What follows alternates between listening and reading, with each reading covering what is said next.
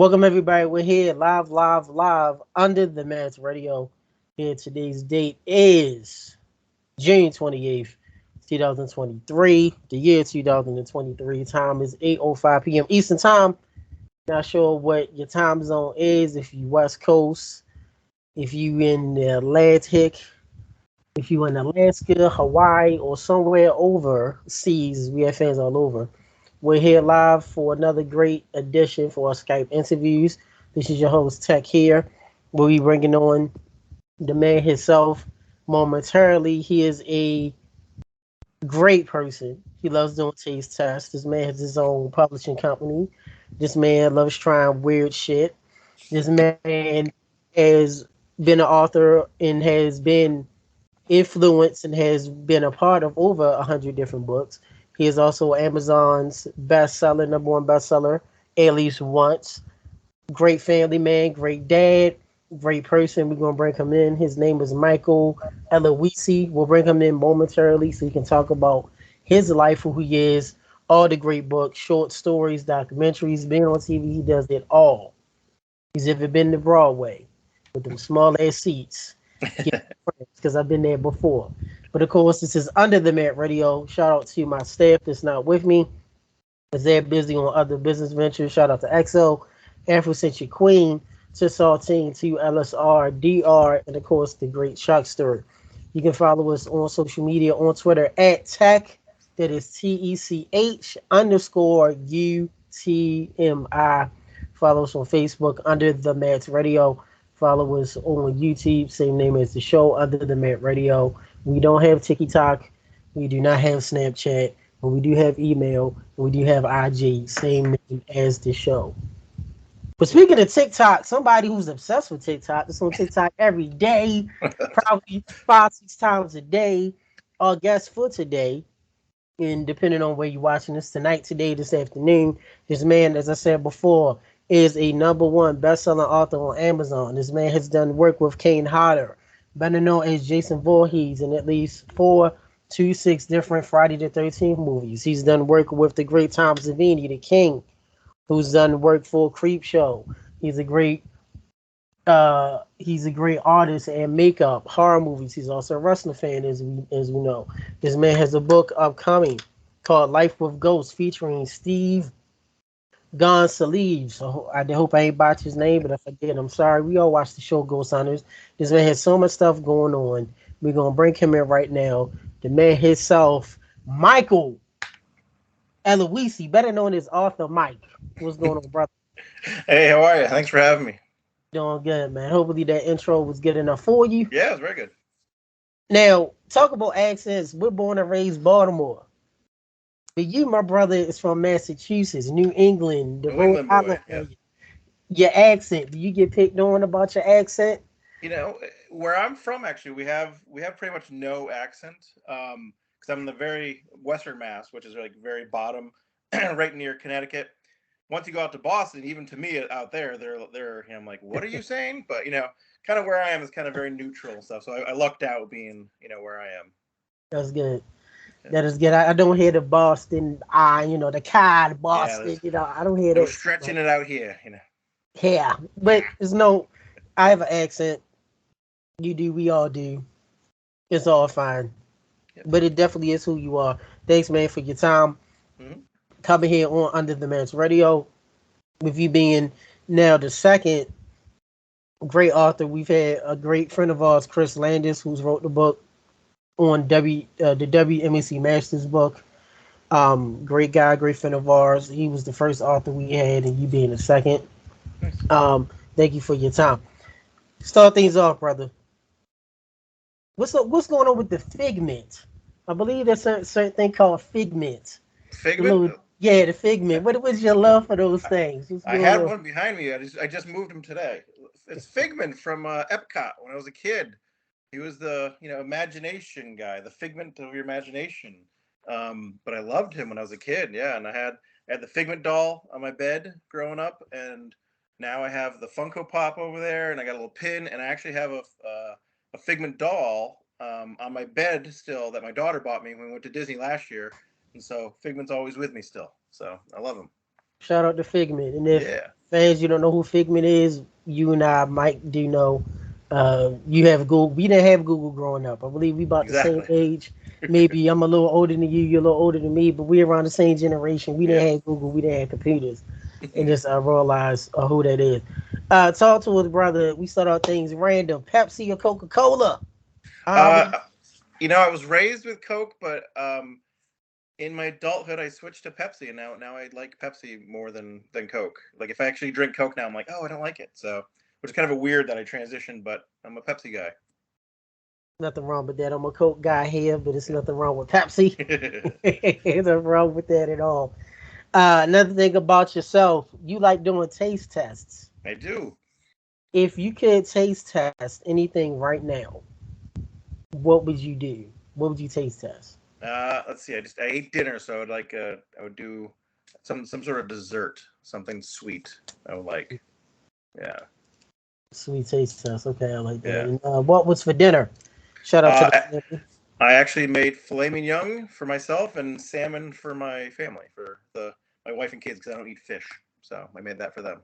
Oh, okay.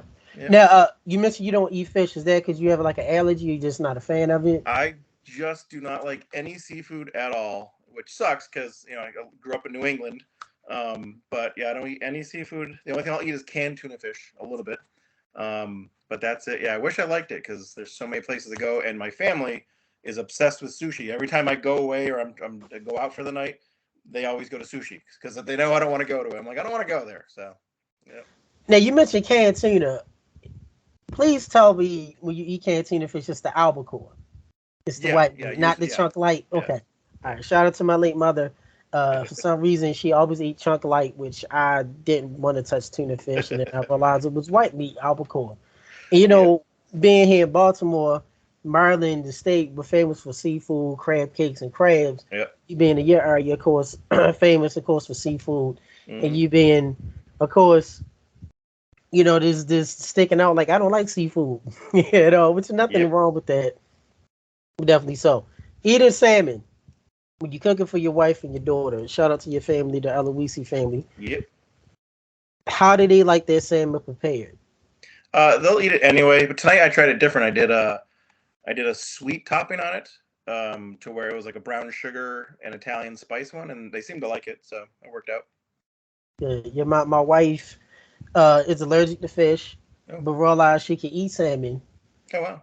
because she stole it from me. We was in Miami a few years ago, Mm. but she didn't die. That's how we realized she likes it. So at least once or twice a week, she'll ask me to make a salmon, which is Nice. fine. So I love fish. There's nothing wrong with that. So let's talk about your childhood, man. You being a great author, a great writer, and everything you've done. Give us a background of yourself, being a little mini Mike, author Mike yourself. Did you grow up in the area that you live in now? And also let us know, when did your passion for writing begin?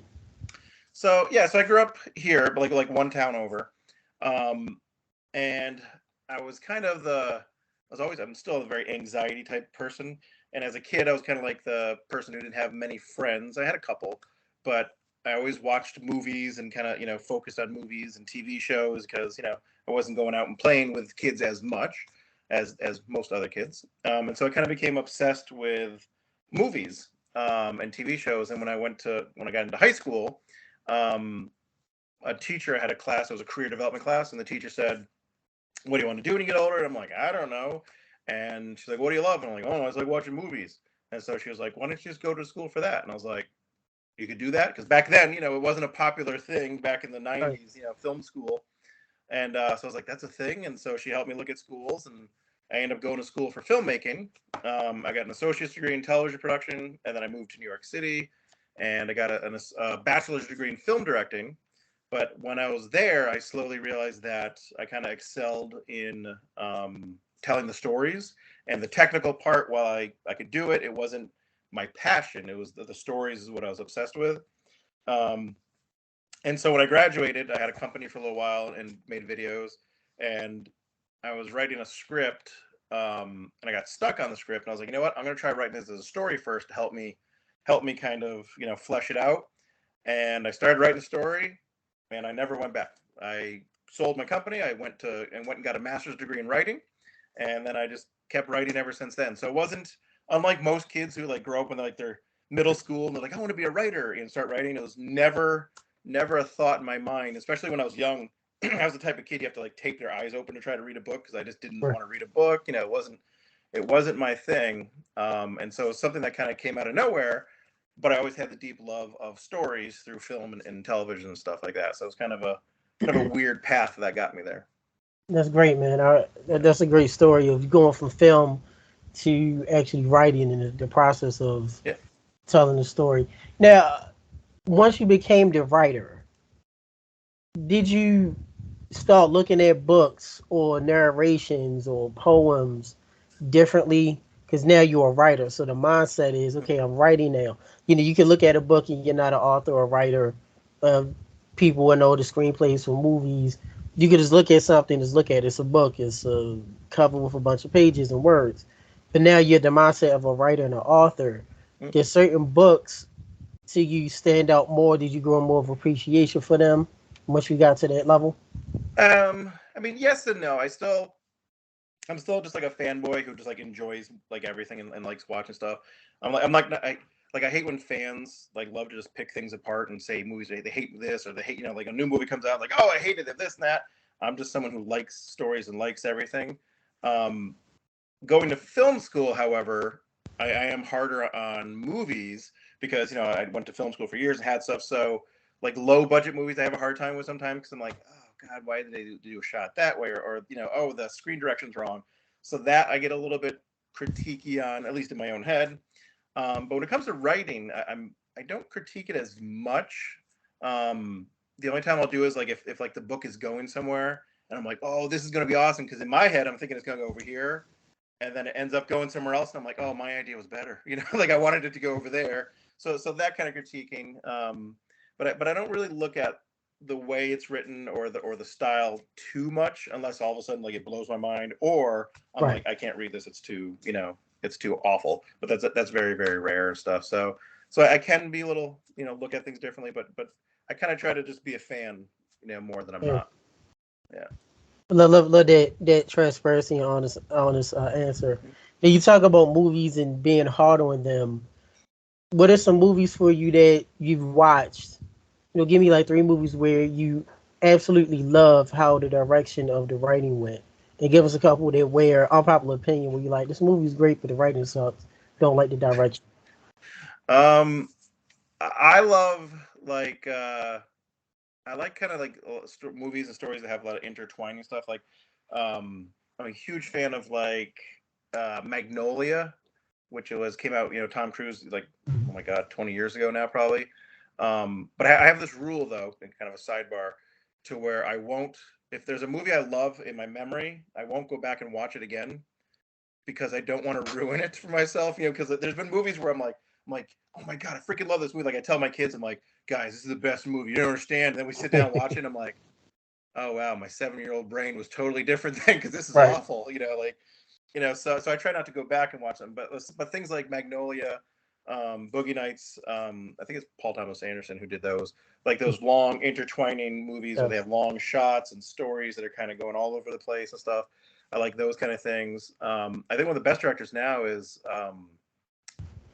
Ari Aster, who did Yes, I love him. Hereditary and like Midsummer. Midsummer. Yeah, like those two, Yes, I love that. those movies were like perfect like horror movies to me, to where they're like so unsettling. Like for me, I've seen so much horror, and for me to actually be like, oh, I'm kind of creeped out, is like makes me be like, well, you did it right. So I kind of like that kind of stuff. Thank you for that. And but yeah, I'm not a writer. I'm not MFA approved as you are. As you are. I'm not a writer at all, but being an artist and drawing and doing what I do in professional broadcasting and background acting, I could see and RE stuff I love is the Hmm. with your background being a lot with horror.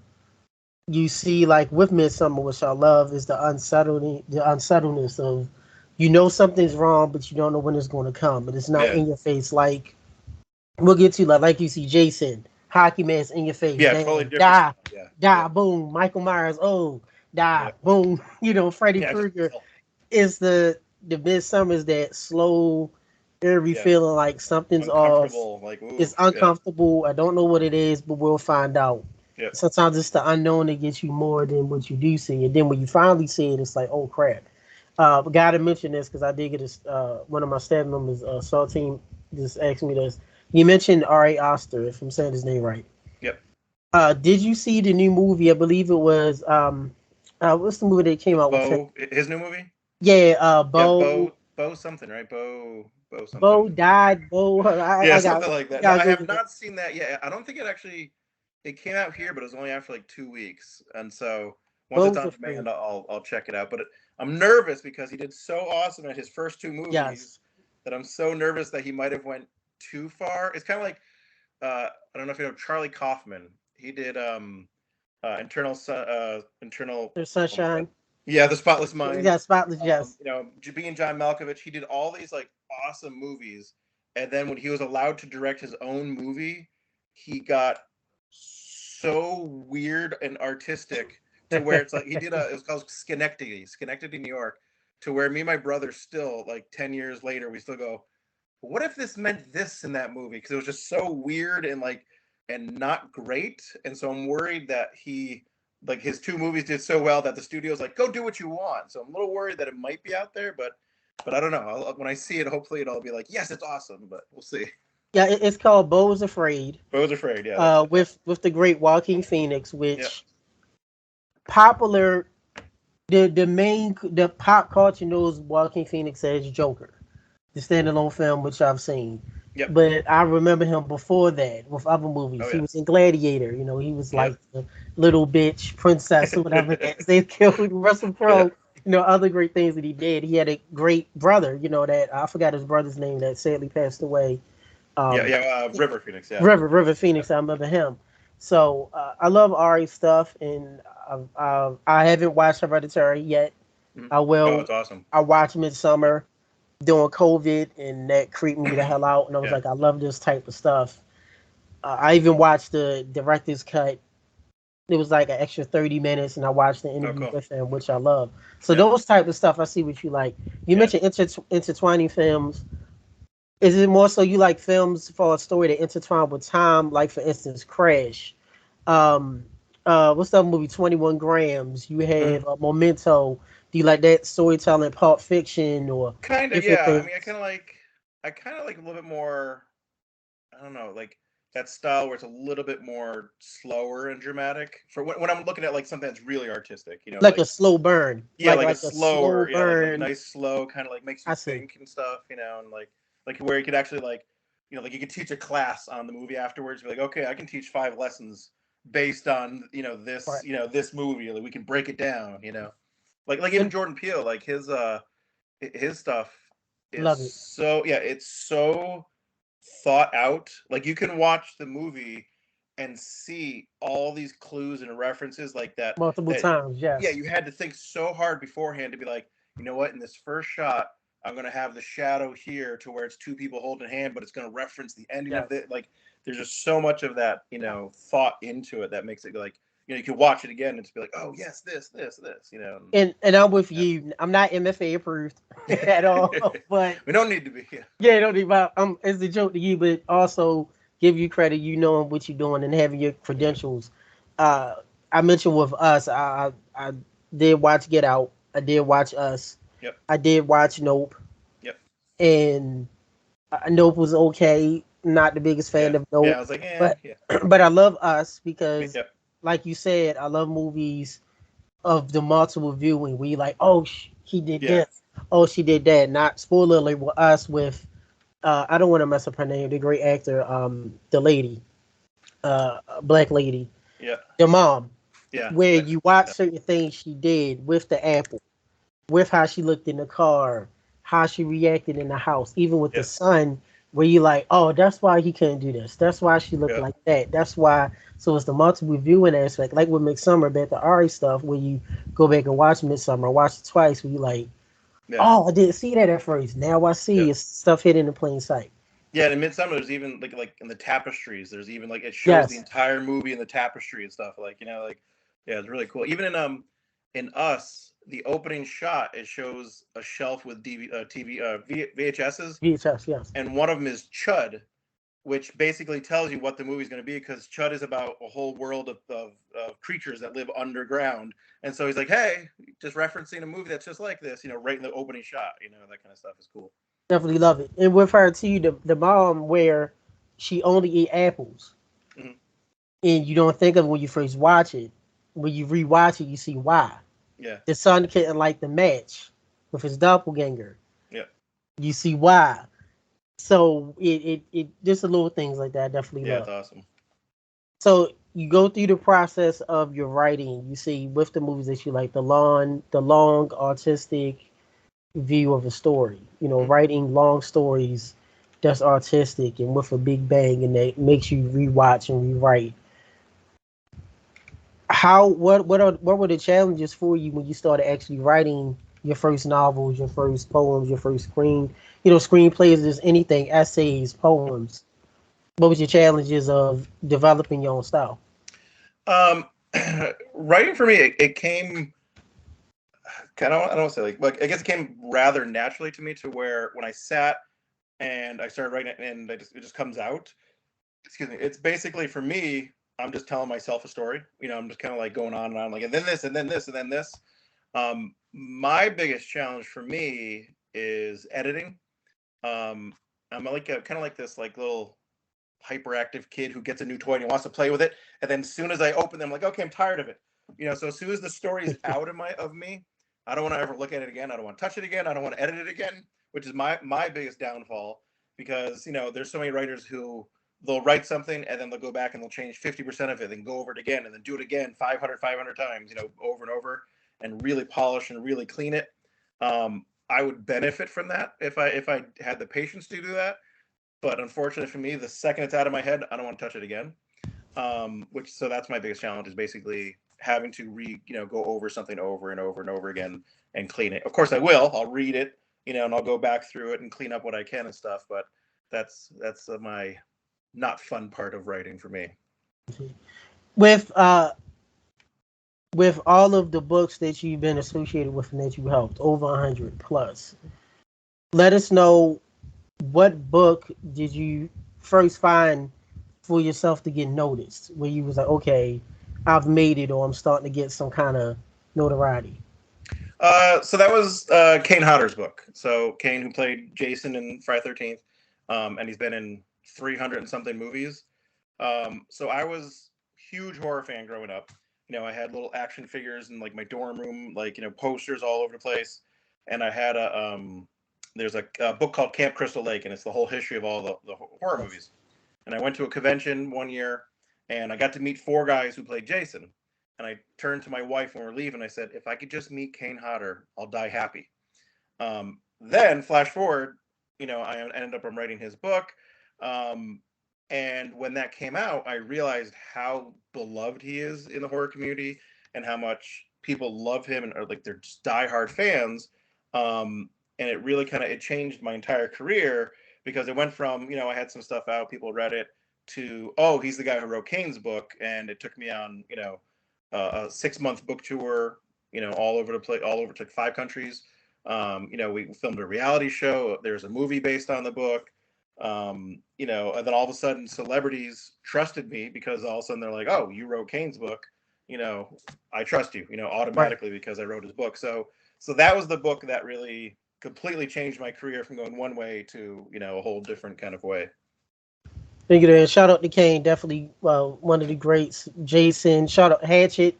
People don't Yep. know Hatchet. Shout out to uh, one of my brothers and former staff members of Under the Mat Radio, NSC Game Boy, who I remember we're both horror movie fans. He gave me probably like 15 years ago, uh, like horror movies. I was at his house. He was like, "Hey, bro, you like horror movies? Here's this movie called Hatchet." I'm like, "What the Yeah. hell is a Hatchet?" He's Yeah. like, "Just watch it. You'll like it." And I watched. I was like, "Oh, this movie's great." And didn't know 2 years later that was Kane, Yep. Jason Voorhees. The more pop culture esque Jason Voorhees we Yep. know. Jason Takes Manhattan, Jason X, New Yep. Blood, the buff ass Jason that's like, you know, not Unstoppable. Yep. the unstoppable zombie like Jason. That's cool. With writing, and this isn't just for Kane's book. This is just, and I'm gonna match this up in one.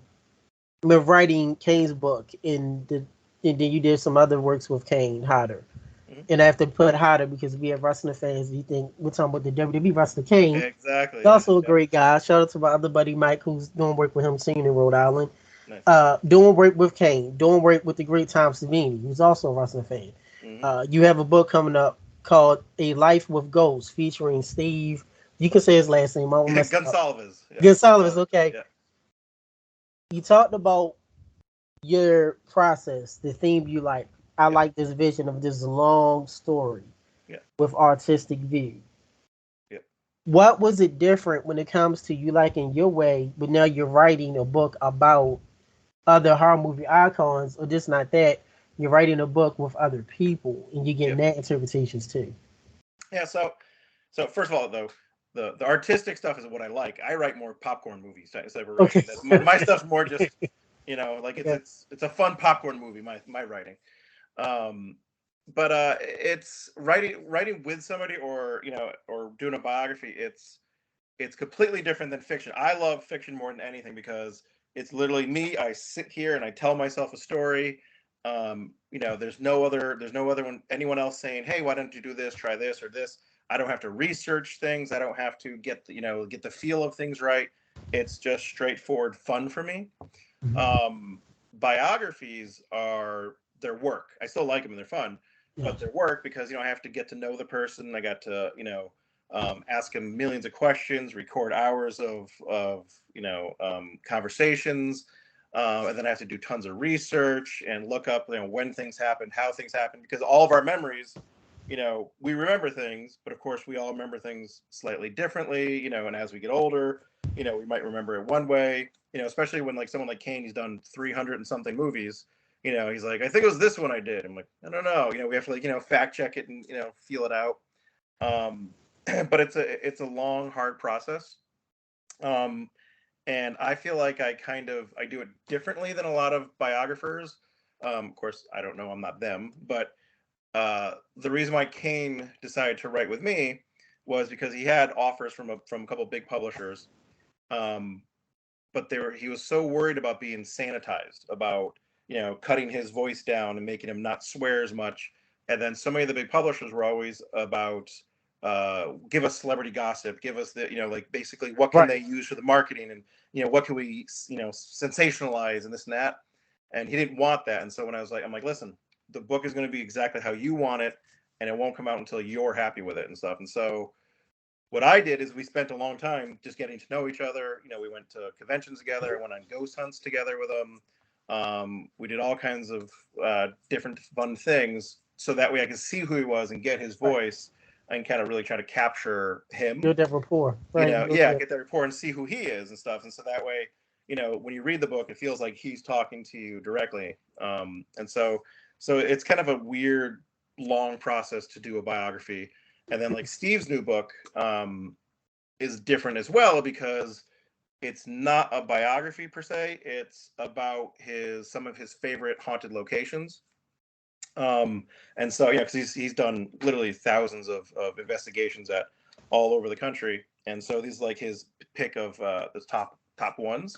And so this was me having to research the location, tell the history of the place, and then Steve's experiences there and stuff. So it was a whole nother layer on top of it. Instead of just that personal experience, it was I have to feel this location, get this location, Right. translate it across and stuff. So it's a long Different. confusing process, and Right. that's a lot of me sending them stuff, them reading it and saying, oh no, change this, fix this, you didn't get this part right, this part works, and then me going back and then go back and forth and stuff. And so it's a very long process compared to fiction, which is just I write, I'm happy.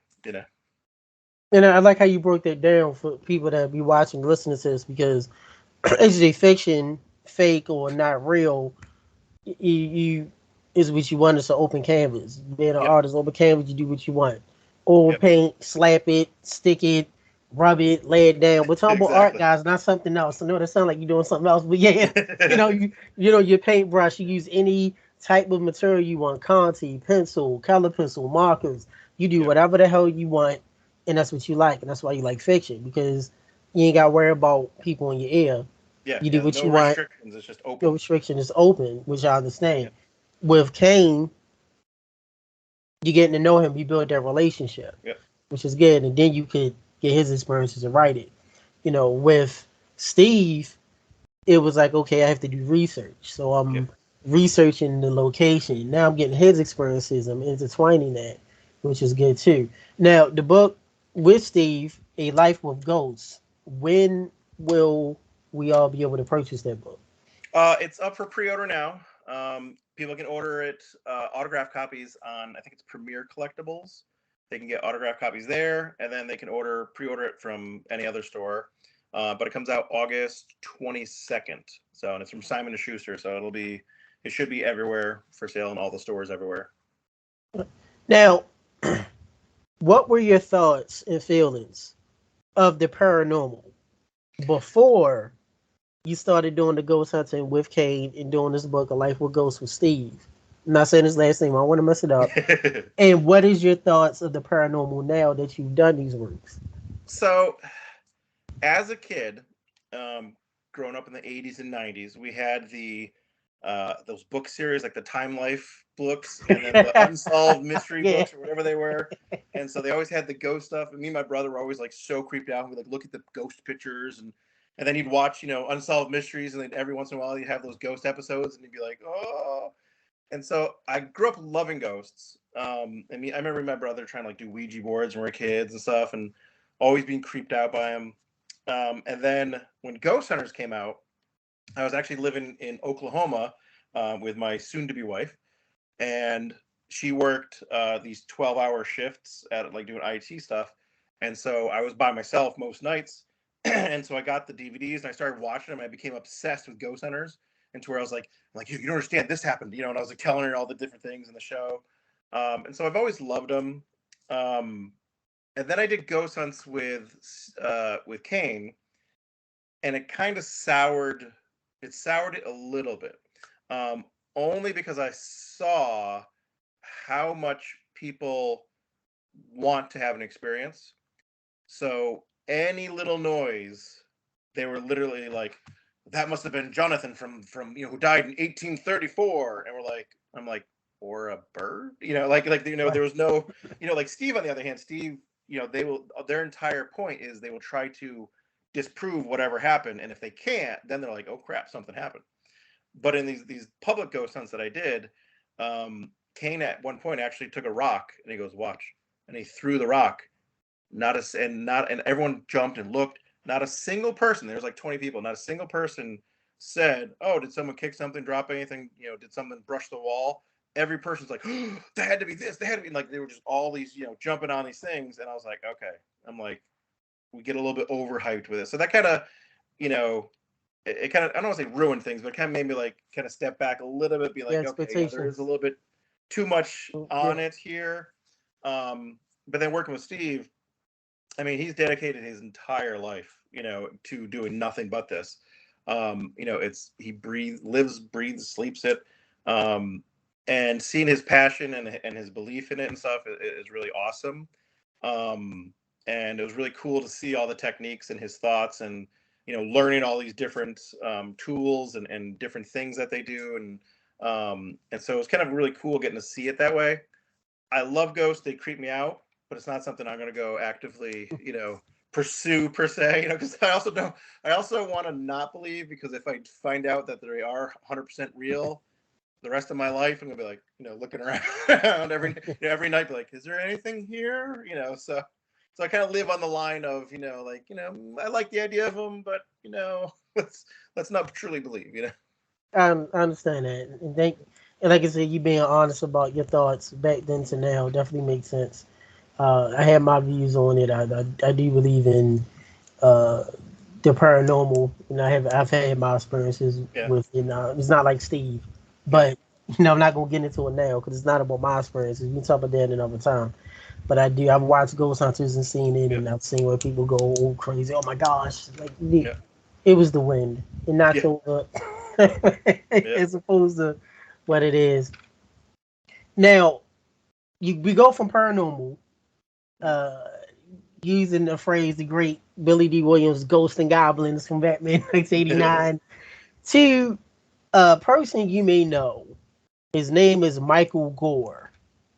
Yes. This person, He's a very nice guy. nice guy. This person is a mortician. He has books under your company talking about life of a mortician, about the dead, necrophilia, bones, and embalming. Talk to us about Michael Gore, and then talk to us about your experiences going from the paranormal, ghosts and goblins and demons and all of that now to dead people. And Yeah. So, uh, so when I was first started writing, my first two novels are kind of weepy dramas. And so I had a decent amount of readers who were kind of middle-aged women. That was kind of like my audience. And so when I started writing horror, I didn't want to, I didn't want to write stuff that they would pick up and have a heart attack. And so I made up Michael Gore, and that is my pen name for my really gory, creepy stuff that I write. It's mostly short stories. I have three collections: Tales from Mortician, Skeletons in the Attic, and Do Not Open. And they're all short stories. I think there's about 15 to 20 in each of those books. And that's my really gory, creepy stuff that I don't necessarily want associated with my with my real name, because I don't want people to be like, "Oh, that guy's messed up." But of course, I don't hide that it's me. But those are the things I love writing. I love sitting there and just writing some really creepy, really gross thing that would freak me out. Dead bodies, mortician stuff, all kinds of gross things. But yeah, so those are my really gory, creepy stuff under his name. and like we cover pro wrestling here, one of the main things that we do, the foundation of our show. It's like in wrestling, you have a character, and Yep. as you know, I'm not sure if you're a pro wrestling fan, but they always say any pro wrestler that's been successful, Stone Cold, The Rock, Hulk Hogan, Ric Flair, Mm-hmm. Sting, current guys, MJF, Roman Reigns, people that anybody that you know, Roddy Piper, Yep. that the character was an extension of themselves. Exactly. So Yeah. with you being AuthorMike, Michael Aloisi, and then Michael Gore is an Yep. example of that. Of hey, this is me. This Yeah. is an extension of me, another Exactly. Yeah. side of me.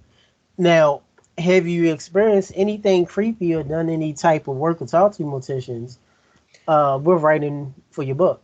Um, Not really. I would like to. The funny thing is, I'm obsessed with horror movies. I love writing horror and gory, gross things, but I'm the biggest wuss there is when it comes to real life. Like I can't even watch boxing. I'll get like I'll freak out, get grossed out just from boxing. So that means we can't hang out then, brother. Yeah, I watch wrestling yeah. and No, boxing, wrestling I can watch. UFC. I love wrestling growing up, but like real boxing, like MMA stuff, I'm like I can't watch it. I can't watch it. Like anything real freaks me out. I could write the grossest thing in the world, but real stuff freaks me Yeah. out. Yeah. Um, I just lost my track of thought. What was the question there? Oh, So did I experience? Did I some of use your the creepy first stuff? morticians, right? Yeah. You want So, to talk if so any of I'd your like morticians.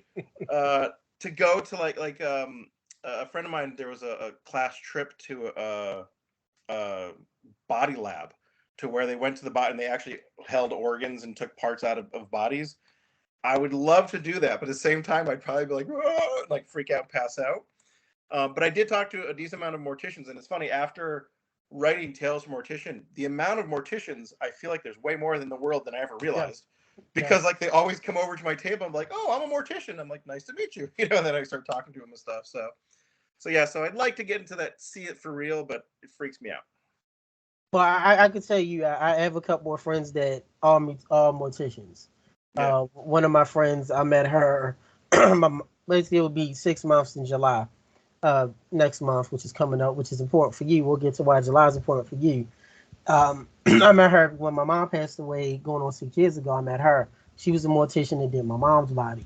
So Oh wow. meeting her and viewing the body and talking to her about being a mortician and having a couple buddies from college where I used to work at for 12 years, they were morticians. So just knowing about what they do, the things they've Yeah. seen with their experience, the different chemicals is like Yeah. wow. So I could Yeah. The see whole process. It's insane. Yeah. it is. So Yeah.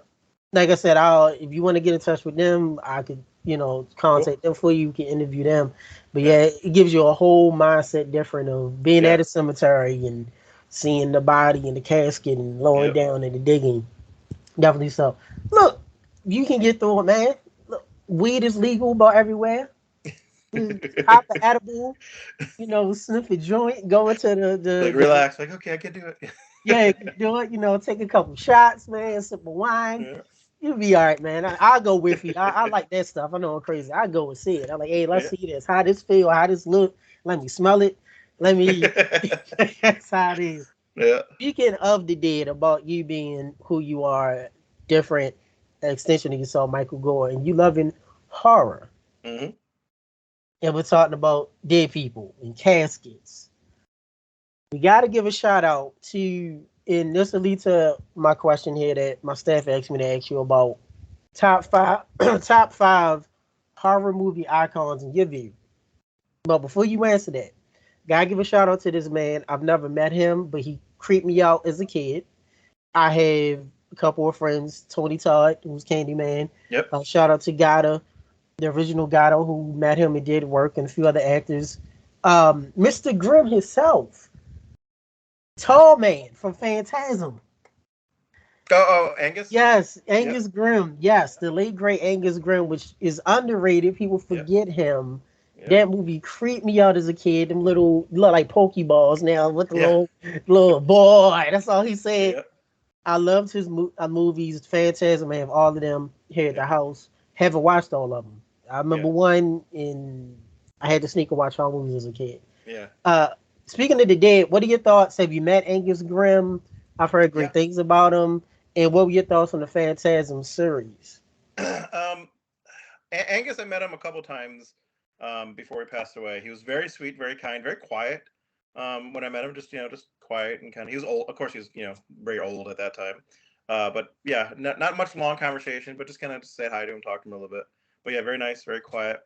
The Phantasm movies, like you as a kid, I mean, I never saw him as a kid. I just remember being terrified of the box, of like seeing Yes. trailer stuff, and I'm like, like just Right. that thing as a child was terrifying. Excuse me. And I remember a couple years ago, I think I finally watched them, and I was like, these are weirder than they are scary. I'm like, what the hell is going on? And I was like, I remember being like, what is this movie about? Like, it's like people being squished and like just like it's just bizarre. And like, and So they many made a new one a unanswered couple years questions. ago. I didn't see the new one a couple years ago. But yeah, I met all of them. Like Michael, I forgot his last name, but he was the main character in the first one and a couple other ones. But yeah, they're just very weird movies. Yes. Going back to them now. Is Michael, was he the younger boy? Or is he the older guy? The one that He had was, the, I think he was the younger. It was Michael. I want to say Baldwin. Michael but Baldwin. okay. I think it was. But yeah, he was. Yeah, he was a cool guy. And then you had the other guy, the older one, the one that had the car. Yes. Uh, I just blanked on his name. I'll look it up. Reggie. Yeah, Reggie was the Reggie. older Yes, guy. Reggie. Yeah, Michael's the younger one. Yeah, and then Reggie was the older guy. Yeah. Then is Reggie still living, or I'm not sure. He is, but I believe he was. I think he is. I believe he was really sick though recently. Okay. Yeah, I Okay. remember someone posting something that he wasn't well. But I could be wrong. But I remember something like I that. Yeah. check. I did hear something of that over the years about him being sick, and I was just hoping he was fine. Yeah. Shout out to Angus. This is boy. That's all you Yeah, saw. boy. Like you mentioned about the horror. Like where the hell did the Pokeballs come from? The little they did what they were silver. Then remember later they were black and it was gold. Yeah. Like where the fuck did these balls come from? Got the little they sucked And the brain out. Then you had yeah. the little minion things running around. It's like Yeah. who are these people? But it was creepy because as you said, you just didn't know. Yeah. As a kid, And yeah, especially in the '80s, you just see those glimpses when you're little, and you're like, what? Yeah. the soundtrack was great. The Yeah. music and Life Phantasm, which we talked about before, one of the few instances where a lot of people feel the sequel was better than the original. So you have a Yeah. lot of fans that feel, hey, Phantasm 2 was better than Part 1. Like Naked Gun 2 was Yeah. better than 1. And some people may feel Terminator 2 better than 1 and Oh yeah. Yeah. Yeah. go down the different list of the different rarities. So Well, you know her what? I think Angus is the only one that doesn't have a Funko Pop in horror that I can think of. Like the only big movie that doesn't have a Funko, I think, is Angus or the Phantasm series that I know of. you're right. Yeah. We can go down the list now. You mentioned Bruce Campbell, Evil Dead Hmm. has it. Yeah. Yeah, because I got all the horror ones over there. I think pretty much all of them do. Yeah, Robert Englund, Yep. Freddy. Yeah, Jason, Michael, Leatherface, Leatherface, Carrie. Jigsaw, Jeepers Creepers, Chucky, Pennywise, Well, Trick or Treat, Norman Bates, oh, I love Trick or Pinhead. Treat. Yeah. Now, technically, you want to be technical? Billy has a Funko Pop. Jigsaw doesn't have one. True. Yes. So technically, Good point. Jigsaw and Angus, as far as famous icons, Yep. don't have any. And of course, license rights and legal rights and what have you. Yeah. That would be great. And if they do a Angus pop, it has to be 6 inches. Do not, taller, 3.5. You got to be 6 and make it 12. His hands are ball, just like this. Exactly. Yeah. And like a little pokeball, the little That'd be awesome. they The call ball with it. Yeah. little ball right here, though, collectible. That's the guy there. And they had like a little mini Reggie with the little car coming there. That'd be great. But for you, Michael, horror movie icons for you, top, excluding Jason. Oh boy, because that's connected to you. We know your history. So excluding, we love you, Kane. We love you. What's my other man named Derek? Who played Jason? Derek Mears. Yeah. Derek Mears in the late great what's his the guy that played Jason for the first four. Ted White passed away a little while ago. Yes. Yeah. Besides Jason, top movie. That's hard. All right. So Jason would have been number one, and it's mostly not because of Kane. But that was the first. Friday 13th Part 3 was the first full horror movie that I saw, and kind of made me like go, "Oh my god, I love this kind of stuff." Let's see. I'd say it would be probably Michael Myers, then Freddy, and then Norman Bates. Even though he's kind of not in that slasher guys, but I would say that, and then I guess Candyman. And then Leatherface, I would think. Which one? Because it's like 89 different reimaginings, reimaging. True. Yeah, the Leatherface has the worst timeline in history. Yeah, there's 18 timelines you could go down for there, but the OG Leatherface, the one the original one, yes. The original one, okay. Which my companies were putting out his book in the summer, which is exciting. So great. We're re-putting it back out. So this is another re-imaging of Leatherface of the original. His biography about the making of the movie. So we got the rights to his book because it's out of print, and so we're going to put it back out. Great. In print, yeah. So. Okay, so this is a revamp of the original because Leatherface and remake, revamp, prequel, re-imaging, reimagining, whatever you want to call it. Michael Myers is up there too. Yep. I mean, for me, growing up, the first horror movie I saw as a kid and I wasn't around this time. My mom saw it, but as a kid, I saw Halloween 1. I wasn't around in the 70s. I came in the 80s. Yep. But as a kid, I first saw the first Halloween. Yep. Still to this day, creeps me out. Yeah, I love him. But then the second horror movie I watched, touch your horror movie trivia. We love horror movies. Was a movie called The Stuff. Do you remember? Oh yeah. The creepy ass yogurt. Yeah, the yogurt. Yeah. Yes, I didn't even touch Jello or whipped cream for a while as a kid. But for me, of course, Michael's number one. To Freddy, because I remember watching that Man on Elm Street Part 1, and he put that tongue through and I used to be scared as a kid. I was gonna stick that tongue through the phone. And 3 Jigsaw, and then I'll go with Chucky, the original Chucky. Fred Dorf. Candyman, because me being a brother, we didn't have a lot of icons. Yeah, not many. Everybody was white. Yeah. Or you didn't watch Asian horror movies and just creepy creatures. Hey, we got a brother now. We got keys on it. So I love Tony. Yeah. Definitely would be mine. Speaking of which, shout out to Sam. You have you mentioned Trick or Treat, and I definitely recommend that great movie. Yep. Sam being the anthology, being the main villain. Yep. I hope Trick or Treat 2 comes out. I know they've been talking about it ever since the first one, so I don't know what happened when I got held up, but yeah. See, anybody listening or watching, get a chance, watch Trick or Treat. It's not Trick or Treat. Multiple viewings, as we mentioned, that you love, Michael. Yep. And you pick up something small every way. Now, you talk about your fiction books that you love. Mr. Blue Stick got 50 Handfuls. You got White to Ash.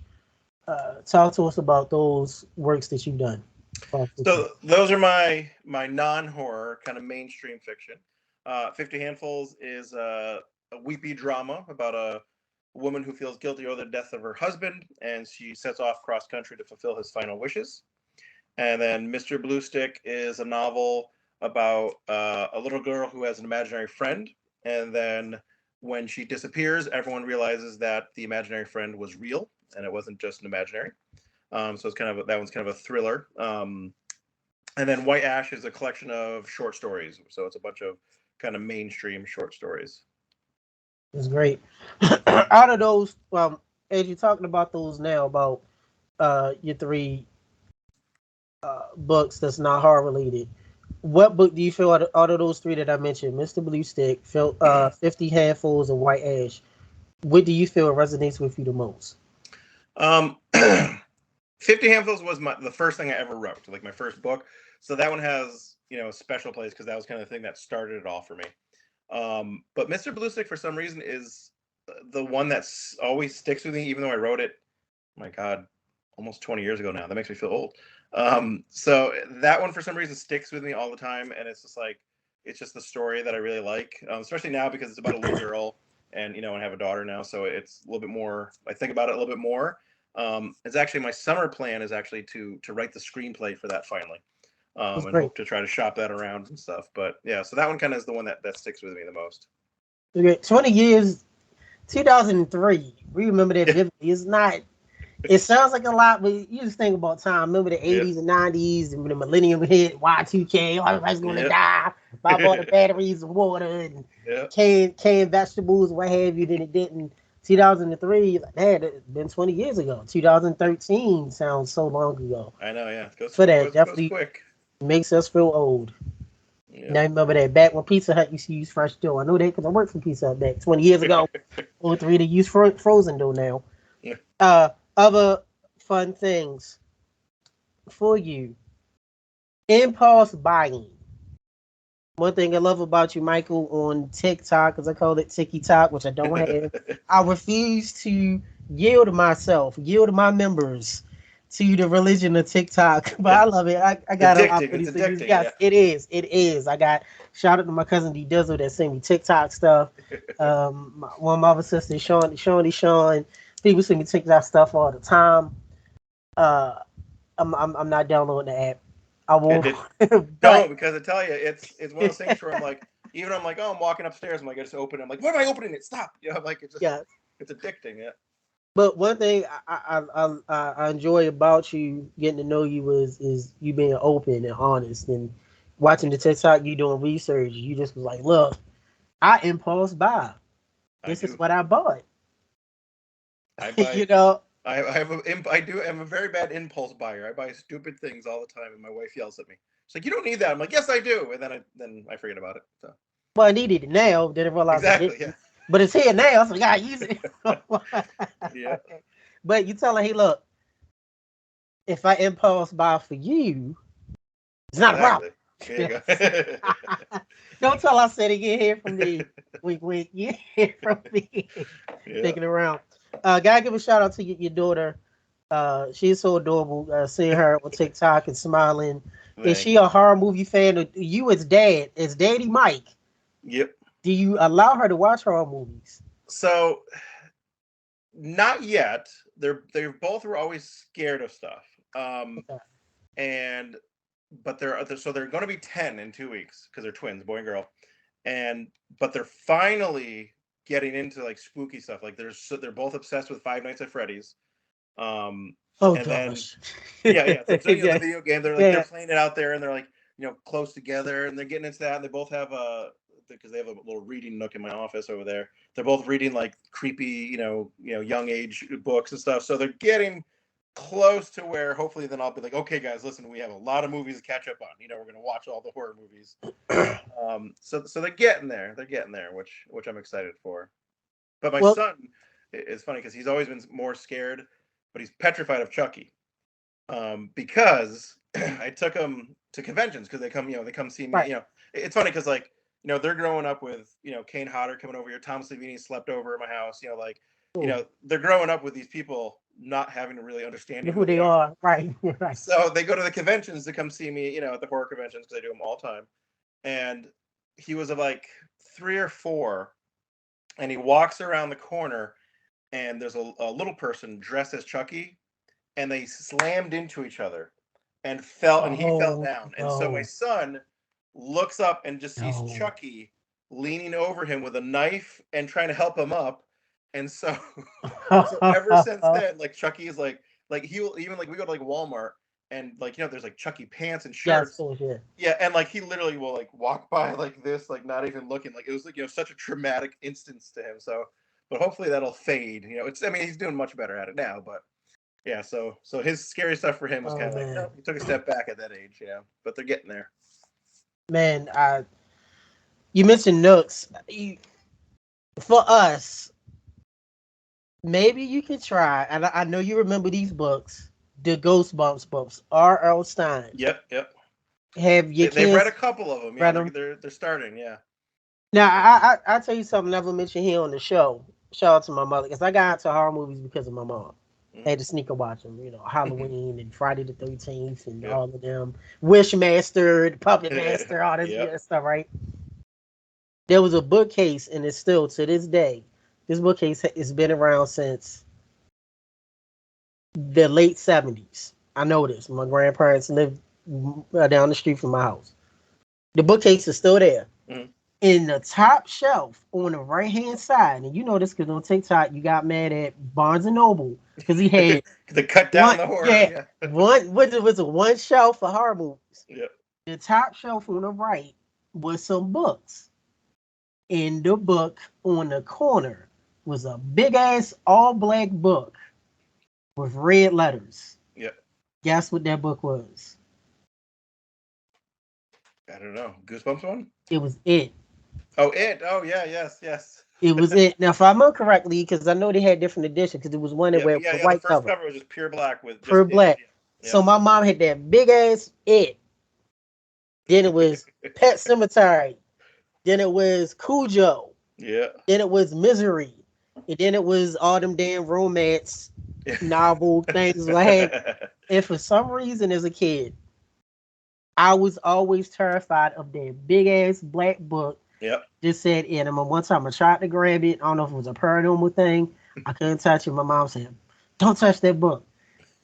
And I just remember, why is this book called It? And it was Yeah. creepy.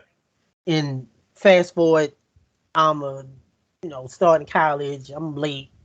Starting college, I finally got to watch It, the miniseries with the great Tim Curry. Yep. I was like, oh, this is what it's about. And it was nothing like the book. Yeah. So growing up for us, we had the paper trade backs, so the hard Yep. copies of those.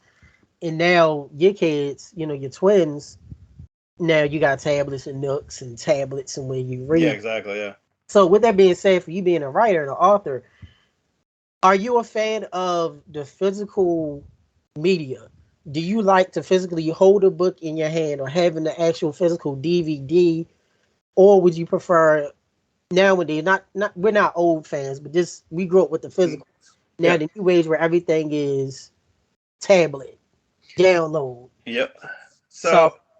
it's funny because as as a publisher, as a writer, I want people to buy physical books. I love the physical books. I got tons of bookshelves in here. Um, so I love seeing the physical book and be able to hold it and sign copies. However, personally, I only like to read on my on my Kindle, um, because I like to be able to lay in bed at night without a nightlight, and I can hold it with one arm and change the pages with one arm and just be like that and read the book. And then when I travel, because I used to travel for long periods of time, and I didn't have to bring 6, 7, 8 books with me. I could Right. have endless amount of books. So I love that. I love that capability. But I also like being able to have a bookshelf and keep books that have meaning to me and stuff like that, which I think is cool. With movies, I had a freaking collection of 10,000 DVDs at one point, and I ended up selling it all when we got married and we moved in. And I got like such little money. I was like, I'm never buying physical again because Yeah, I literally, I could have bought a house with the amount of money I yeah. spent on those DVDs. and Right. stuff. So, but I miss it. I loved having that huge collection, be able to sit there and look like, oh, this movie, But it's also cool that you could literally just say into the remote this, and then you pops up and you can watch it, and that kind of stuff. So it's kind of a half and half, to where nostalgic. I love having the stuff, but I love the convenience of being able to watch and read anything I want whenever I want. It makes sense, and I love Yeah. that. Then with the book, if it's big like any of them other books, you got it Yeah. all bent up. You got to use Exactly. something that a little ruler or something is a bookmark. Oh, where am I Yep. at? You carry it. So I totally understand it. How does it feel? Where the moment when you realized that you was a best-selling author on Amazon? Mm-hmm. Tell us that moment. I mean, How you feel? it's weird. I mean, it's to think that people are reading something and that's doing really well. So it's kind of like I don't know, kind of like one of those things where nothing changes, but everything changes, kind of thing. Because it's like now I can say best-selling author for this, for that, and stuff, and so it's a weird thing because it's kind of just a number we make up, but also something that's important. So it's kind of a weird kind of thing. When that happened. Uh, Guilty pleasures for snacks. You love to snack, try different things like myself. What are some of your guilty pleasure snacks? So my worst thing is I've had a very long affair with Little Debbie. I've been with her as a mistress for many years, and she like that I'm not kidding, because I do all the grocery shopping, and every single time I grocery shop, I go right by that aisle and I stand there and I look at all of them and I go, I gotta be good. No, I gotta be good. And then about 50% of the time lately, I've not bought any. But then That's the other good. half, I'm like, Growth. I'm gonna get a Growth. couple boxes, So that's always my biggest downfall is Little Debbie. I love her. They're just cheap, sweet junk that I like. Yes. We won't let your wife know. It's between us, brother. I do hide them. I do hide them from the kids, at least, because I don't want them to know I have them. I don't want them to have it. Yeah, Like just one more time. Sometimes you just gotta know. exactly. Now, if I'm right, Little Debbie, were those the Swiss rolls? The Yeah, Swiss Swiss rolls? rolls, the Nutty I used Buddy to love those. bars, and I hated those. I used to love the Swiss rolls, man, growing up yep. as a kid with Little Debbie. You like spicy things. I've seen your taste tests. I As you can tell. do. I'm a wuss, but I like it. Yeah. Give us your most memorable spicy experience. All right. So I bought the Walmart or whatever grocery store sells the Hot Ones bag Yes. of I chicken love I love with them. with the three flavors, right? Yes. Little Sean Evans, yes. Love his Yeah. stuff. So I tried it, and me and the kids or whatever. And I tried one. I'm like, oh, it's hot. Second one, I'm like, oh, that's pretty hot. And so the last one, the last dab, I was a complete idiot. Didn't read it. Just was like, oh, okay. I took the chicken and I completely dunked and coated it. Like both sides of Oh it my was completely gosh. drenched, not realizing dab means a dab. Yes, damn. Like Yeah. And so I put it in my mouth and I start chewing, and I mean it was the worst experience of my life, to where I'm like the most mild person. Like I don't scream, I don't yell, like I don't get angry. And the kids were like, "Oh, just do that." I'm like, shut up," because I'm like snot coming out, tears, and I'm like, thankfully I didn't swallow. If I swallowed it, I think I would have went to the hospital, because like I spit it out, and like I mean I was sticking bananas in my mouth and bread and pouring things on me. I was crying. It was like, I mean, it was horrible. Then I looked it up afterwards, and it's the same level of pepper spray. And I was like, that was really stupid of me to do. But yeah, that was memorable, but not in a good way. yeah, people don't realize is I love spicy food, and you realize when you eat spicy food, you have an endorphin rush. It's the same Yeah, rush you have yeah, it when you brings it have all up. sex. Yeah, when you have sex and you rank, Yeah, and you can have a heat high. You have a spicy high when you have certain levels of heat. Like I can eat jalapenos raw, dip in my honey, eat them. I cook with nice. scotch bonnets, cook with habaneros. They do Yeah, burn your skin. To a certain degree. Certain stuff is like I'm not touching it, but my yeah. tolerance is pretty high. I love Thai food. I'll get extra spicy. I start Mm. sweating, but I like it. But I did try. You can look this up. It was at one point the hottest hot sauce in the world. Maybe 10 years ago. It was called Flashbang. It comes in a literal. It looks like a grenade, Oh yeah, I see grenade that. bottle. Yeah, yeah, yeah. And at Sign Waiver tried it. place called the Pepper Palace. It was one here in downtown Baltimore in the Inner Harbor, and tried it. Had a little dab. I was like, wow. Then, but it kind of made me not on my knees, but bend down some, and I had to buy orange juice, which is like $5 because everything is high, like a little small, and I drunk it. And that the high lasted. Man, I had to fiddle for like an hour or two. I was like, wow. It was cool, but the Scoville levels was so high. Yeah, Now I'm sure the last dab is a tiny bit higher, and then now you have yeah. people that eat Trinidad scorpions and Yeah. eating the chocolate bootla and the Ghost Reaper. Just eating it like it's snacks, like it's Yeah, cookies. Like, it's I know you no, see some of those people on TikTok, and they take ones and dip them into another one, and then they're like, "Ah," and I'm just like, what is wrong with you? yeah, I definitely I couldn't do that. Now Yeah, see, someone paid me. was it Flash Bang or is it Yes, Flash? flashbang. Yeah, Yes, Flash Bang is yes, 3.5 million. yes. Let's see. Yeah, and last dab is 2 million. So that one's even hotter. So dear God, yeah, that would have Okay. killed me. Yeah, So I guess I can try the last dab. I mean, yeah, I'm older, 10 years older. You know, your body change. yeah, We're exactly. not old, but we're mid, young old kind of. We ain't young, but we ain't old. You know, ARP. So I would definitely try it. Shout out to Sean Evans, a great show with hot ones Yeah, for that. Now July coming up. 3 days will be July 1st. yeah, And from what I know, July is an important month because if I'm right, you have a birthday coming up. I do. Yep, July 11th is the best number, 7-11. So 7-Eleven. lucky numbers, and and everyone in the country for my birthday gets a free slushie at 7-Eleven. It's to honor me. They don't say that, but it is.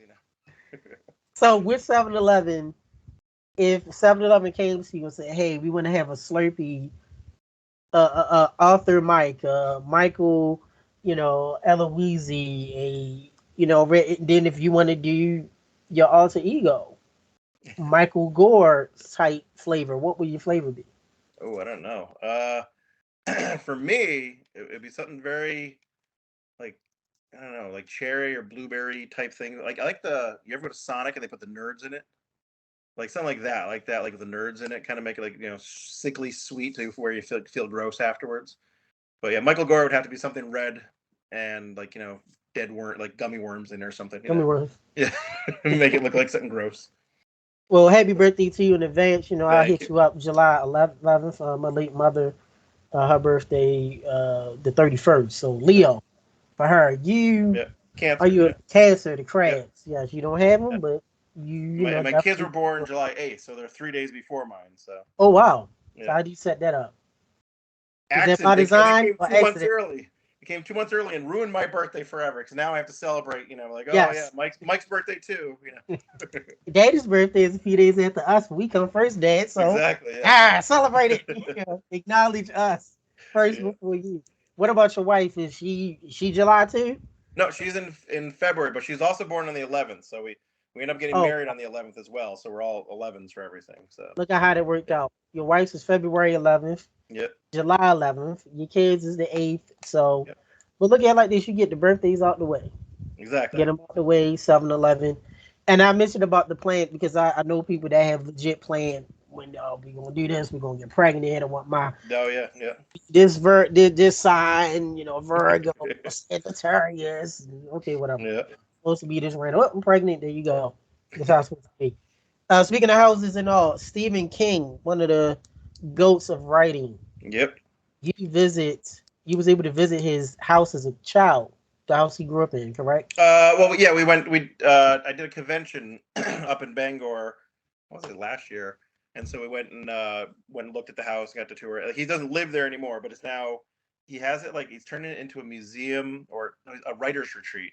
And supposedly writers can actually apply to like stay there or something like that, and which is really kind of cool. But it was awesome get to go see the house where he wrote so many of his books and stuff like that. And we drive around Bangor, like the giant Paul Bunyan from It is Yes. actually there. Wow. Like the sewer that he supposedly got inspired by is there and stuff like that. And so it was kind of cool getting to see all the things that that he got inspired by and stuff, which is awesome. Did you go into the store? Did you look for Pennywise? Did you try to I did. I purchase tried some? to. I was like, hey. You can float too, Johnny. Georgie, come on. Now, what was your thoughts on it? I watched it in the movie theaters, the first one, with one of my brothers. Shout out to my brother Kareem. That was, and the funny thing, speaking to kids, I'm there. Years ago, we had a couple of meetings with my brother Kareem watching it, and it was a family that brought the little kid. Their little boy had to Oof. be 4. Oh my And god. after the scene, well, come on, Georgie, you can float too. The kid literally ran across screaming. I lied to you not. Ran across the theater crying Oh. and left. And I'm like, why would you bring Yeah. your 4-year-old kid? Yep. And And I he guess looked, it was probably nighttime too, right? yeah, it was. Yeah, it Yeah. was like a 8, Yeah. 9 o'clock p.m. movie. And Yeah. he ran down the steps through, and it was hilarious. Up, we're busting on laughing. Like, why would you bring your little kid Exactly. to it? But what was your thoughts of this hard, the classic Tim Curry, it compared to a Skaz? They got the it was a Skarsgård. Am I saying Yes. it? Yes. I think it's Skarsgård or something like that. Yeah. Skarsgård. I mean, the original, obviously, as kids, we all kind of snuck trying to watch it as a kid, like now because we were supposed to watch it stuff. So it was horrifying and creepy. I haven't watched it as an adult in a long time, so I don't remember. I just remember being scared of it. But I thought the new It was fantastic. The first one, it's actually creepy and scary, and just very well done. I didn't like the second one as much. I thought it went a little bit too overboard with like the drooling and just too much of like, okay, we get it, he's scary. But I really really like the first one a lot. I think it's like a very well done and scary movie. Was you a fan of Chapter Two, the second one? Yeah, the second one I didn't like as much. It was a little bit too I don't know, over the top, I think, with some of the stuff. But Uh, Same question from Saltine. Testing your trivia knowledge before we wrap this up in a couple minutes. mhm. Does the address 1000 Mission Street in South Pasadena, California, ring a bell? No. Give you a hint. We talked about Stephen King's house, Yeah. which is now iconic. Hmm. It's also an iconic house. Pasadena. I don't know. I don't Michael know. Myers. Oh, Great okay. Yeah. house. All right. All right. Have you been there? It's a tourist attraction. I have Saltine. not. I was looking at. Um, I'd like to do that. Do a lot more tours of locations because I think that's always awesome seeing like where something was filmed. Oh, actually, you know what I'm going to do next week? Maybe they're filming Beetlejuice 2 in Vermont Wow. right now, and Wow. they're filming it in the same town that they did the first one, and they rebuilt the house. Oh, that's great. Yeah, and they rebuilt the thing, and it's like 2 hours from here. And I'm like telling my kids because we just watched Beetlejuice for the first time a little while ago, and I'm like, in the summer, I'm like, let's go for a road trip next week and go see the house. So you might see it Got on to do it. TikTok. If we go, you'll see the house. Yeah, you got to do it, man. You got Yeah, to do it. You got to do it. Definitely great. Just realized, the sitcom Full House and Family Matters. I yep. think he just demolished the Family Matters house. Oh, did I they really? think recently, I think they tore it down. Or they Oh, had plans to. The Full house is still up, but I yep. think the Family Matters house, I think is, I don't know if it's torn down or they had plans to tear it down. Definitely. So we talked about you doing impulse buying or what have you. Now, Kit Kat flavors, brother. You was in, I believe, Japan, and you tried all these different Kit Kat flavors. And one of the flavors that cracked me up was old people and strollers. What in Exactly. the hell? Yeah, How did it taste? How does old people Google taste? Translate didn't work too well for that one. That one, they're weird. A lot of the Japanese ones, because we ordered a big variety pack of all the Japanese ones, which it's supposedly it's like a crazy popular candy bar over there, to where you could actually go to Kit Kat stores and custom make your own Kit Kats and like Wow. build them and bring them home. So they have something like hundreds of flavors. But that one and the other ones, they taste like flowery, like this weird Wow. like flower essence, and I don't know what it was. So I still don't know what that one was, but it wasn't that great. But I am obsessed with Kit Kats, to where the best Kit Kats are Canadian Kit Kats, and so I just did a convention in Canada actually with a bunch of wrestlers. Oh, wow. And I bought literally boxes and boxes of Kit Kats and brought them home because they're 10 times better than American Kit Kats. You ever had to try a Canadian Kit Kat? I used to Yep. love Kit Kats as a kid. I haven't had one in years, probably since your twins' age 10, 11. Oh So yeah, definitely would love trying a yeah. Canadian Kit Kit Kat's Kat. my favorite. You was there with wrestlers. Do you remember the wrestlers you was there with? It was. I know I was with Jesse Ventura. Um, Legend. Tito something. Tito Tito. Santana, Yeah, Tito Santana. great guy. Um, I think Ric Flair was there. I think too. I'm not sure. And then there was a H. bunch of newer ones who I didn't know because I don't know. I haven't watched it since I was a kid. Of course, when I was a kid, I was obsessed with it, but I haven't watched it in years. Yeah, Tito was great. Tito has. Did you see how big his hands are? No, I didn't. Yeah, Tito He has was in some big the green hands. room, but I didn't talk to him that Yeah, much. Tito's a great guy. One of the few that's saved his money. No one has anything Yeah, bad to say. Been married to the same lady for years. nice. Which is rare in the wrestling business or Yeah, athletics. I mean, great guy. Met Tito. Know people that work with Jesse Ventura. yep. Definitely great as well. The other wrestlers I've did had some dealings with Nate and Nature's Nature Boy Rule. Oh yeah, yeah. What have you. As a kid, what wrestlers did you like? And we'll wrap this up with two more questions. I mean, of course, I was obsessed with Hulk Hogan as a kid. That was like every American kid was. But Hulk Hogan, I loved. Excuse me, Sergeant Slaughter. Um, Ultimate Warrior, I think was a big fan. We were all like loved Ultimate Warrior for a while and stuff, and Andre the Giant. But yeah, those the main big ones that they made you like, like those ones. Yeah. Yeah. Speaking of writing, have you ever watched Ultimate Warrior's promos? His promos. Yes. Oh, His talk. there was something on TikTok a little while ago where I saw his old promos and stuff, on So there. A so couple. explain the writing theology behind Warrior's promos. I think he just went on rants. I don't know. No structure. That's all the Yeah. rockets dripping all. Good Yeah. man. The writer's like, So I didn't write any of this. yeah, a lot like in me knowing, I'm not gonna mention names, but me us being blessed and working with a lot of legendary wrestlers over the years, and I've been told by WWE Hall of Famers and people where he's done it, when they be in locker rooms, he just start, oh, rocket ship, no, and like what the fuck was he like that's how he was, definitely so. Um, on a kind of turn this to not super serious, but tone it down. Something I always ask people that are authors. I have a good buddy of mine, Talisha, who has had some great works on Amazon in her books. And other people that I know that write, whether it be that wrote for movies, TV, yourself, with different people. It's something that you all deal with called writer's block. I know you've dealt with it. Give us an instance of when you have dealt with it and what did you do to get past it. So I don't want to say I don't believe in writer's block. So I don't feel like I have traditional writer's block ever because I can always write. I can always just write something. If I get stuck on a story, I'll just stop and write something else. So I can always just keep writing.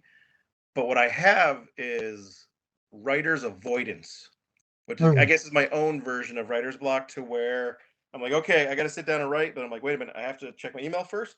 I have to do this first. I got to post a TikTok first. I got to take some chicken out to thaw. I got to, so I'll find myself doing 400 other things, which is weird because I love writing. But I'll find myself distracted myself instead of sitting and writing. So that's my kind of form of writer's block. But when it actually comes to getting stuck, I don't have that much. But there is stories, where I'll write and I'm like, I don't know what I'm doing with this, and I'll just stop it and I'll go on to something else, for a while. So, yeah, Yeah, I've never heard that answer before. Man, yeah. asking, I feel like I'm asking a very question different or when it something. comes to that because I know a lot of people who, like I have one of my writing partners, or my only writing partner, Rebecca Rowland. We wrote a book called Pieces together, and a bunch of other stories together. And she'll be like, I just can't write, and I'm just like, just write. She's like, I can't. She'll have like these periods where she just can't write something, and I'm just like, write. And she's like, I can't. I'm like, I don't get it. I'm like, so it's very different that way. But it's great. I mean, everybody has the different processes. Yep. Sometimes you get to where you just can't. You got to take a break. You just shut down. Yep. What would you do, Michael, if Kathy Bates abducted you? She adopted you and put her in a house and told you to rewrite one of your books. I would be actually very excited. I'd be like, yes, I have a So crazy fan. if Kathy Bates abducted you I probably shouldn't say that because then a fan would be like, really, he wants to in be a abducted. cabin, I would write her a great novel. I honestly, so I read Misery within the last year for the first time, and I actually think it's my favorite Stephen King novel. It's different than his other ones. Like it's written very differently than his others, stylistically, like word linguistically wise, the way he writes. Um, but like he's the writer in it is just stubborn. I don't care. I'll milk that train and write more stories. Whatever you want, I'll write it. I'll write it for you. I'll make her fall in love with me, and then I'll get out of there somehow eventually. But yeah, it'd be an interesting and scary time. speaking of that, that movie had great, of course, great Kathy Bates, Michael Caine, which what was it No. Michael Caine? It was Uh, what's his name? yeah, he's maybe blank. I will Ed, look it is up. it Ed something? No, it was give me a second. James Caan. James Caan. There you go. Yeah, James Yes, James Caan, the Caan. great late James Caan, who we lost Yeah. last year. Name us some famous Michaels besides you, besides Michael Jordan, besides Michael Jackson. Name us some Names. famous Michaels off the top of your head. That is Uh, not yourself, MJ, or well, both MJs. Michael Caine. Michael Connolly, writer. Um, let's see. Now I'm blanking. Let's see, off the top of my head. So Michael Caine, Michael Connolly, Yep. Michael Douglas. Michael Douglas. Okay, Michael Keaton. Michael Keaton. Uh, Michael Moore. Michael Moore. Yeah. Yeah. Yeah. I don't know. Can't think of nobody else. That's kind of hard. Yeah. It's hard when you put on the spot. And then I'll type it later on. I'm like, oh, there's 20 more I could have, said. The staff is sending me this about famous Michaels. Michael Myers, you didn't mention him. Oh, yeah, Michael Myers. There you go. Yeah. Michael G. Fox. Yep. Michael Clark Duncan. Yeah. That's where I'm gonna stop at because I'm trying to think of the people now. I just got a text from my staff members. So with that, you talked about writer's block, one of the few authors that don't deal with it, writer's avoidance. You have a book coming out very soon, A Life with Ghosts featuring Steve Gonsalves. Yes. Shout out to him. Don't tell him don't beat me up because I can't say his last name. Shout out to him. You have a successful publishing company called I Am Inc. or was it AM Inc? AM Inc. Yep. AM Inc. You've been featured in over 100 different books.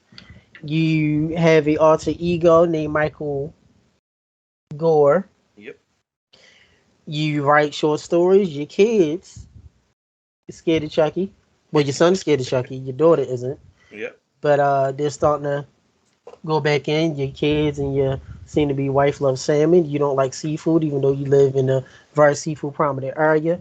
You had the great time. Savini sleep in your house. Did he sleep on the bed? Or did you have him sleep on the cot? I hope you slept on the bed. We have a guest house, so Okay, guest house. He's All in right. the guest house. Yeah. All right, cool. I'm just picking with you. All right, that is great. You love Funko Pop. She told Yep. us that out of all horrible icons, Angus Grimm, the great tall man, don't have one. And then we realized technically after him, Jigsaw, Tobin Bell doesn't have one himself. Besides Jason being your number one favorite icon, you gave Michael Myers, and you told us your first horror movie that you watched as a kid was what? Friday the 13th Part 3. Friday the 13th That Part was the one I remember the most, like as the full movie I watched. movie. Yeah. You went public ghost hunting with the great Kane Harder. You went ghost hunting, of course, with Steve G. I was gonna call him Stevie G. You realize that paranormal is real, but people overreact. You have a trip coming up that I'm going to say out loud, not forcing you, but I'm gonna say it out loud publicly. That you will go visit with the twins to see the Beetlejuice reenactment house for Beetlejuice 2 with Michael Hope so, Keaton. yes. What other Michaels that you got? There's so much great things. You also said coming up this summer, you have a book coming out. You're able to, if the word is right, republish the original works of Yep. the OG Leatherface about the Texas Chainsaw Mm-hmm. Massacre. You don't like Starlight Coca-Cola. You like Pepsi for some reason, but you forgot to tell us that not only do you like Pepsi, but you prefer Diet Pepsi. Yep. You played with Dolphins on your birthday last year. Your birthday's coming up 7-Eleven. We can get free Slurpees. Everywhere. Yep. You Seven love Eleven. pop figures. And if we ever get a Michael Aloisi Slurpee, it will be blueberry and strawberry flavored. Yep. Let's just hope they don't ask him for his alter ego because it will be a bunch of nasty gummy worms. It'll be red and blood and black and nasty stuff. And you don't like seeing dead bodies. You don't want to. You just like writing about them. Yep. Just want to give a quick synopsis of this great guy, Michael Aloisi. Please check him out. He has a TikTok. He posts TikTok every day.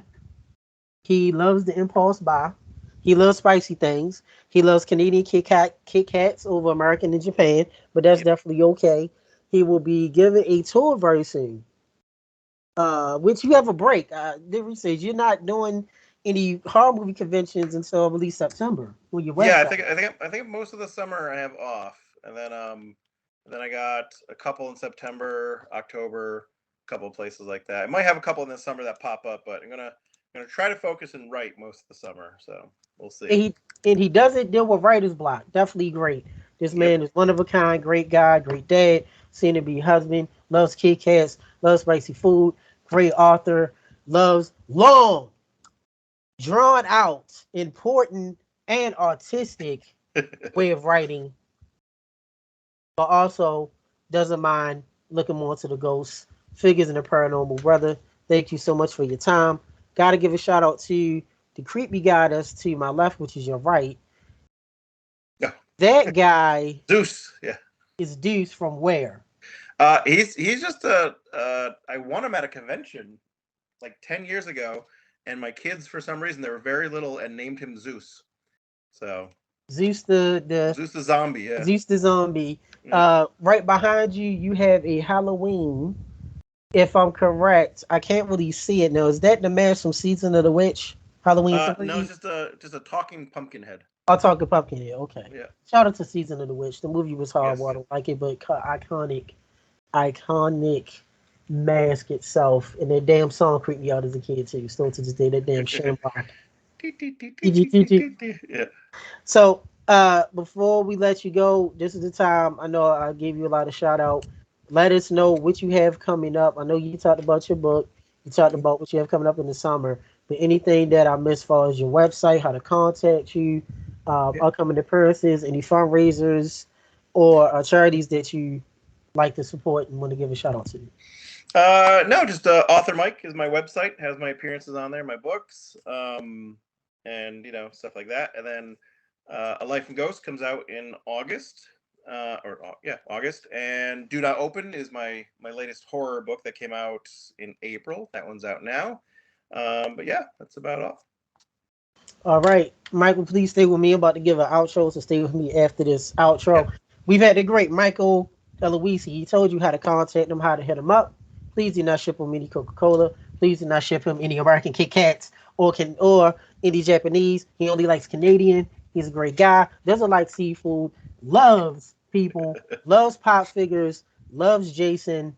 Definitely so much more. We can't wait for your stuff. Hopefully soon. You talked about your book. Hopefully you can adapt to a screenplay. We can actually see it come up in fruition into a movie, short film, or series.